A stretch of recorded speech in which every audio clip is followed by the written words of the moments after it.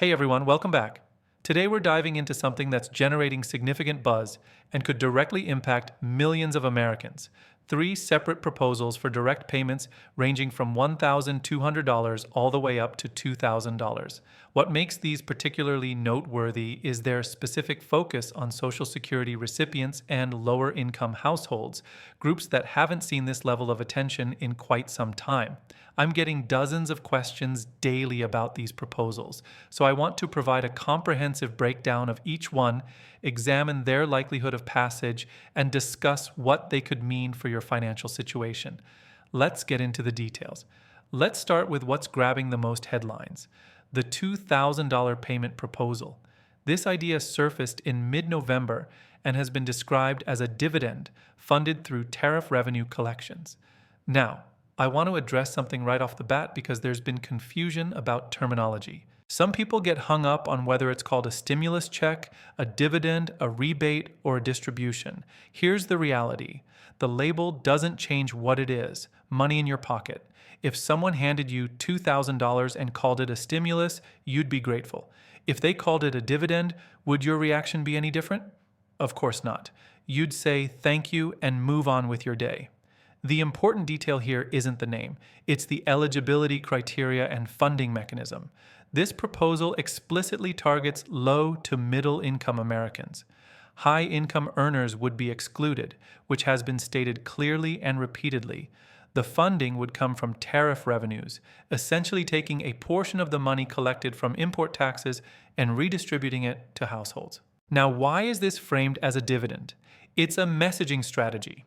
By calling it a dividend or profit sharing, it positions the payment as Americans getting their share of government revenue rather than a government handout. Politically, that distinction matters to some people, but functionally, it's the same outcome. One critical point.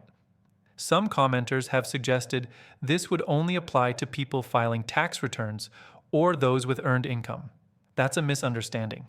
The proposal, as outlined, focuses on income thresholds, not employment status. Social Security beneficiaries, SSI recipients, and others on fixed incomes would qualify based on their total income, not whether they work a traditional job. Moving to our second proposal, this one comes from the Senior Citizens League and represents a different approach entirely. They're advocating for a one-time $1,400 payment exclusively to Social Security beneficiaries as what they're calling a catch-up or make-up payment. The reasoning behind this proposal is rooted in years of accumulated purchasing power loss. Let me break down the justification they're using. First, cost of living adjustments, COLAs, have consistently fallen short of actual inflation experienced by seniors. While the official COLA might be 2% or 3%, many beneficiaries find their actual expenses rising 5%, 6%, or even higher. Healthcare costs alone often outpace general inflation significantly. Second, recent tariff implementations have added additional pressure. When import duties increase, those costs get passed along to consumers through higher prices on everything from groceries to clothing to household goods. Seniors on fixed incomes feel this squeeze more acutely because they can't simply work more hours or ask for a raise. Third, there's the cumulative effect. Year after year of inadequate COLAs compounds into substantial purchasing power erosion. What $1,000 in Social Security benefits bought 5 years ago doesn't buy the same amount today, and that gap keeps widening.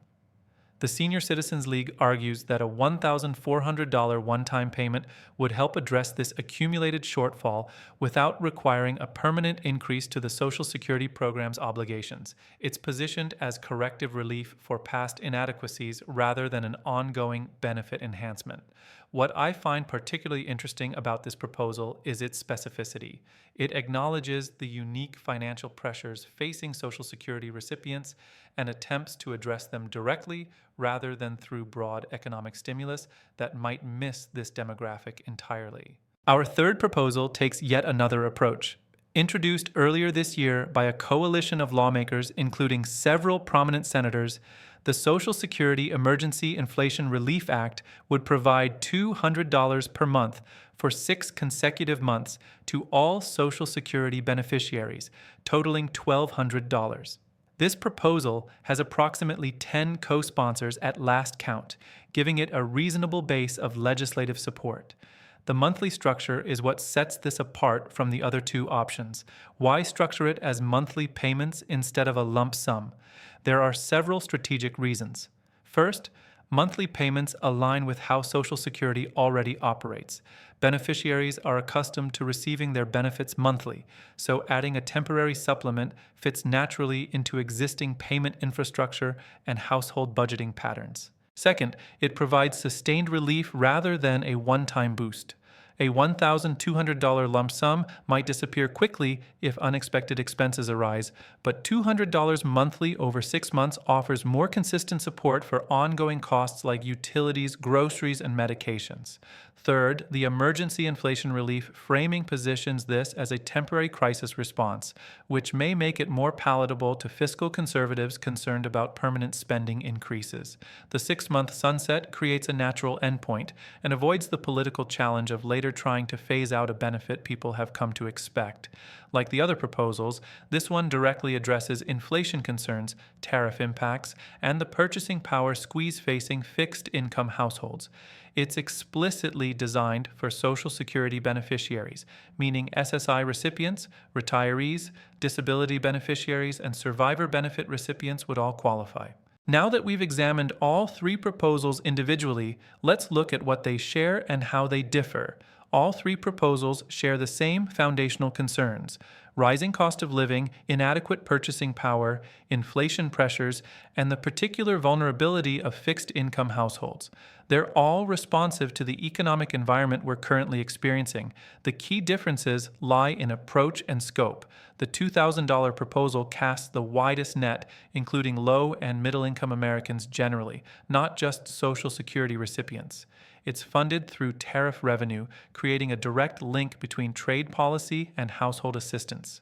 The $1,400 proposal is laser-focused on Social Security beneficiaries exclusively and framed as compensation for past COLA inadequacies. It's a corrective measure for accumulated shortfalls. The $1,200 proposal, also exclusive to Social Security recipients, takes a monthly distribution approach and frames itself as emergency temporary relief with a built-in endpoint. Here's what I need to emphasize clearly. None of these proposals have been enacted into law. They're all at various stages of discussion, advocacy, and potential legislative consideration. And I want to address a common frustration I'm seeing in comments and messages. Just because something is proposed and doesn't pass within days or weeks doesn't mean it's dead in the water. The legislative process moves at a glacial pace, frustratingly so for anyone watching and hoping for relief. A bill can be introduced, sit in committee for months, get modified, negotiated, combined with other legislation, stripped down, expanded, and finally voted on half a year or more after initial introduction. That timeline isn't unusual. It's actually fairly standard for significant spending legislation. I've seen people become cynical and dismiss these proposals immediately because they haven't passed yet. That's understandable given past disappointments, but premature. Legislative timelines rarely align with the urgency that everyday Americans feel. That doesn't mean these ideas won't eventually materialize in some form. What increases the likelihood of passage? A few factors matter significantly. Bipartisan support makes any proposal more viable. If lawmakers from both parties see political advantage in supporting payments to seniors and low-income households, passage becomes more realistic. Economic conditions play a huge role. If inflation remains elevated or economic indicators suggest households are genuinely struggling, political pressure builds for responsive action. Funding mechanisms matter tremendously. The tariff dividend concept has appeal because it doesn't require new taxes or add directly to the deficit. It redirects existing revenue. That makes it easier to sell politically. Election cycles create urgency. Politicians become more responsive to voter concerns as elections approach, and direct payments are highly visible, popular policies that generate voter goodwill. If you're a Social Security beneficiary, 2 of these 3 proposals apply exclusively to you, and the third would likely include you based on income thresholds. This level of targeted attention represents a meaningful shift in policy conversation. If you're on SSI or disability benefits, you fall squarely within the intended beneficiary groups for these proposals. The focus on fixed income and low income households means these programs are designed with your circumstances in mind. If you're working but earning low to moderate income, the $2,000 proposal would likely include you, while the other two would only apply if you also receive Social Security benefits. If you're a higher earner, these proposals would largely exclude you by design. That's an explicit policy choice to concentrate resources on households experiencing the most financial pressure. It's worth stepping back and asking, why are we seeing multiple proposals along these lines emerging around the same time? I think there are several factors at play. First, there's growing recognition across the political spectrum that fixed income households are genuinely struggling in ways that general economic statistics might not fully capture. When inflation runs hot and Social Security adjustments lag behind real costs, that gap becomes politically impossible to ignore. Second, the tariff situation has created both a problem and a potential solution. Tariffs raise prices for consumers. That's the problem. But they also generate revenue that could theoretically be redistributed. That's the potential solution. The dividend concept attempts to address both simultaneously. Third, we're in an environment where direct payments have become normalized as a policy tool. The pandemic-era stimulus checks demonstrated that the government can execute direct payments at scale relatively efficiently. That precedent makes similar proposals less radical and more administratively feasible. Fourth, demographic realities matter. The senior population is large, politically engaged, and votes reliably. Policies targeting this demographic carry electoral weight, making them attractive to lawmakers regardless of party affiliation. As these proposals develop and potentially others emerge, here are the key indicators to monitor. Committee movement. Are these bills receiving committee hearings? Are they being marked up and amended? That indicates serious consideration rather than symbolic introduction. Co-sponsor growth. Are additional lawmakers signing on as co-sponsors? Growing support signals momentum. Leadership statements. What are party leaders and influential committee chairs saying?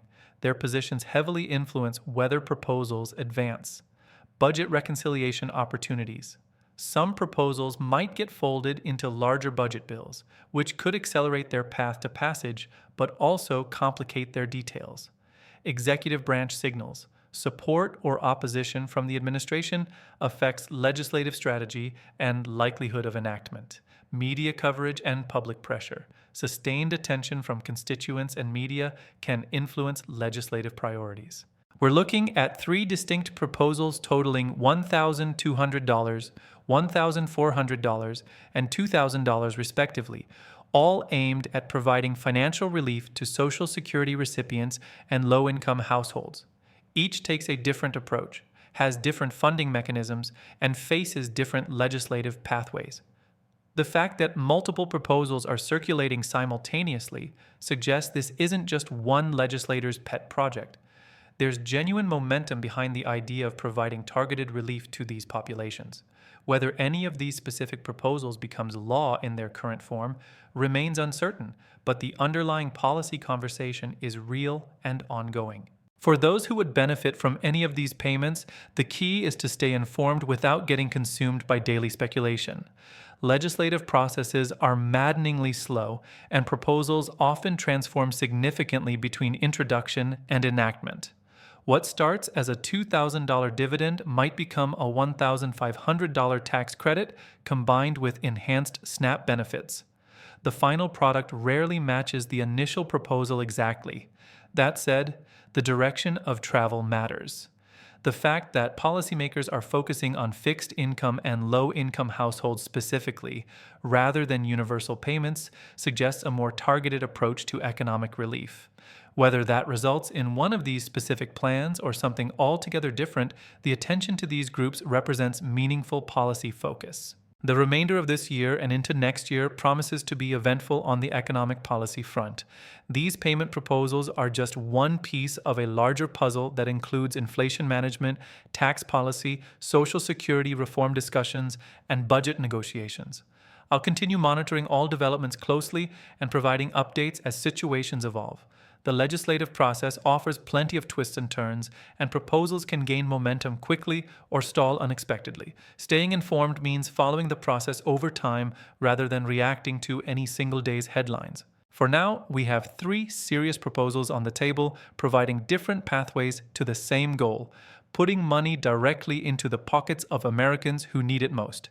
Whether through a one-time $2,000 payment funded by tariffs, a $1,400 catch-up payment for inadequate COLAs, or $200 monthly for 6 months through emergency inflation relief, the intent is clear: provide tangible financial support to households facing sustained economic pressure. Time will tell which, if any, of these proposals moves from concept to reality. But the conversation is happening at the highest levels of government, and that alone represents progress for millions of Americans hoping for meaningful relief. That's the comprehensive breakdown of where things stand with these 3 major payment proposals. Stay tuned for updates as the situation develops, and remember, legislative timelines don't match the pace of our daily lives, but that doesn't mean progress isn't happening behind the scenes. Thanks for your time and attention. Until next time, stay informed and stay hopeful.